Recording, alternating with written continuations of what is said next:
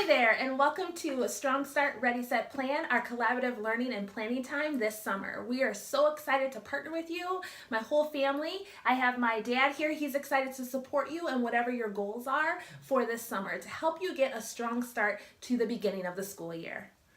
Thinking about common planning, it's really a benefit when you can talk with one, two, three more individuals about students. So perhaps there's student A, and you begin to talk about the engagement level that he or she has in your class or your environment, and then the next teacher has a little different perspective, and you can begin to ask one another, why is that?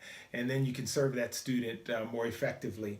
Secondly, when you begin to analyze student data, perhaps there's 3-4 pieces of student data that you're looking at, and you're trying to determine what are the challenges that this student has. What are the ways that we can help to scaffold instruction in a way that will cause a student more success.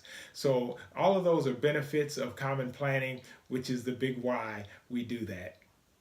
So over the past several years, I've had the privilege of working in several different schools. Schools where there is common planning time and schools where there isn't. So when I taught second grade, our students were able to leave every Thursday at 1:50. So our team had from 2 to 4 where we could plan together as a team or with our instructional coach or with interventionists, reading specialists, special education, whoever we needed to talk to really talk about what our students needed. It was awesome. But then I worked in schools where we had no common planning time whatsoever. We didn't even have specials at the same time. It was horrible. We could not find any time to meet together as a team. We had to either go after school for several hours or early in the morning. It was rough. So common planning time is definitely worth it. Although some teachers find difficulty because the common planning time isn't scheduled into their day-to-day or their week-to-week, there are other very important priorities also that take time. For example, engaging with probably the most important stakeholder in the student's life, the parent or the guardian. So there's time to have phone calls, to send emails, those types of things. Secondly, there are times when students have certain or are challenged by certain disabilities. And so a team needs to get together. You have to come out of your planning time perhaps to talk about the formation of an IEP so that those students can be served. And then lastly, sometimes it's a medical challenge, some type of a situation where the student isn't able to function, needs a different pace or something around some of the work, and so a 504 meeting might be convened. And so these are all impacts on common planning time.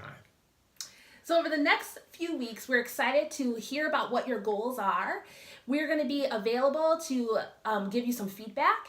So maybe you're thinking about finishing up some unit calendars or tackling some new units for reading and writing. Or maybe you want to find some mentor texts and get them marked up now before the school year starts.